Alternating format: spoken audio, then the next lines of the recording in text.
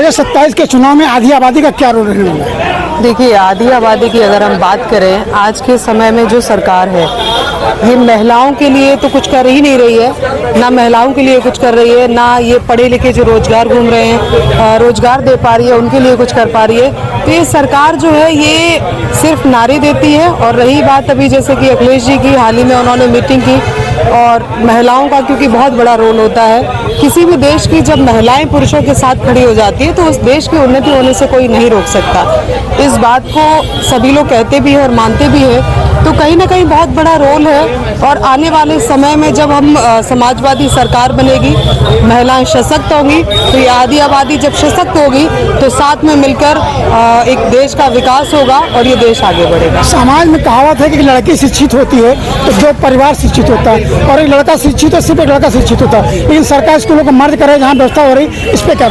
देखिए, मैं कहना ये चाहूंगी कि जब एक माँ शिक्षित होती है, अपने बच्चों को जब अच्छी शिक्षा देती है, चाहे भले ही एक लड़की पढ़ लिख के नौकरी ना करे, लेकिन जब अपने बच्चों को अच्छे संस्कार देती है, अच्छी शिक्षा के लिए प्रेरित करती है, और वो बच्चे आने वाले समय में देश का भविष्य होते हैं। जो मर्ज की बात है, अब सरकारी चाहे नौकरियों का हाल देख लीजिए, अब कहीं ना कहीं आज तक टीचर कितने सारे लोग हैं ऐसे, स्टूडेंट्स हैं ऐसे जो पढ़ाई लिखाई करके डिग्री लेके और वो एग्जाम देने बैठते हैं और पेपर लीक हो जाता है, तो उनकी नौकरियां तो लग ही नहीं पा रही हैं, रोजगार तो वैसे ही नहीं मिल रहा है। और जो टीचर हैं अभी, जो सरकारी स्कूलों में टीचर है, अब आप समझिए जब ये मर्ज होगा तो उनकी नौकरी तो जाएगी। साथ में ही जब प्राइवेट स्कूल की बात आती है तो प्राइवेट स्कूलों में आप भी जानते हैं, हम सब जानते हैं कि फीस कितनी महंगी होती है, वहाँ की कॉपी किताब कितनी महंगी होती है, वहाँ का जो सिस्टम है वो इतना महंगा होता है। क्या गरीब इंसान कोई अपना बच्चा प्राइवेट में पढ़ा सकता है? नहीं पढ़ा सकता।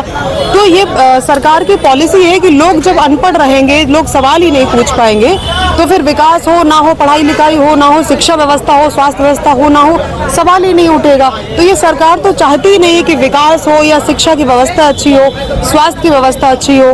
तो ये अनपढ़ देश को पीछे की तरफ ढकेल रहे हैं और ये उसी गति में चल रहे हैं और उसी तरह की योजना ये बना रहे हैं। प्राइवेट स्कूल के विद्यार्थी रिपोर्ट कार्ड आते हैं तो बेहतर आते हैं कंपेरिजन सरकारी की, लेकिन फिर सरकारी की जैसे बात की उनसे कहते हैं भैया मुझसे पढ़ाने के अलावा बाकी बहुत सारे काम लिए जाते हैं, इसलिए मैं क्या करूँ इस पर? देखिए, बहुत सारे काम ये तो अगर सरकार अच्छी होती है, अब मान लीजिए अभी जब समाजवादी सरकार थी, उन्होंने बच्चों को लैपटॉप बांटे, इसलिए कि जिस तरह से शहरों में बच्चे पढ़ लिख कर लैपटॉप पे काम करते आगे बढ़ते, नई टेक्नोलॉजी आ रही है, नई नई चीजें आ रही हैं, तो गांव के बच्चे भी शहर के बच्चों से कदम मिला के चले, वो आगे अपडेट रहे आगे आने वाली टेक्नोलॉजी से।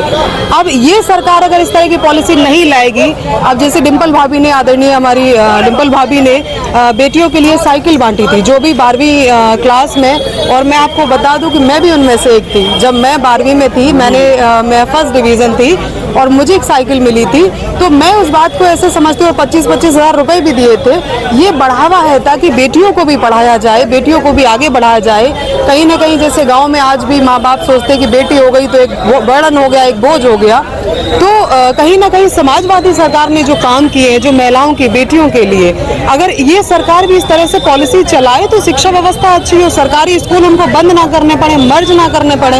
अब इनमें जो पिस रहा है वो एक जो गरीब मिडिल क्लास आदमी है वो पिस रहा है। अब वो अपने बच्चों को अगर नहीं भेज पाएगा, उतनी पढ़ाई नहीं दे पाएगा, सोर्स ऑफ इनकम है नहीं। आप 5 किलो राशन दे रहे हैं, 5 किलो राशन आप गरीबी की तरफ ले जा रहे हैं, आप रोजगार ना देके, और आप शिक्षा व्यवस्था भी मर्ज कर रहे हैं, तो आदमी कैसे पढ़ा पाएगा अपने बच्चों? सरकार दावा करें महिलाओं के साथ कोई दुर्व्यवहार होता है तो अगले चौराहे पर पकड़ लिया जाता है, इसको क्या? देखिए, ये तो हंसी आती है ऐसे जब सरकार ऐसे बात करती है या ऐसे वादे करती है।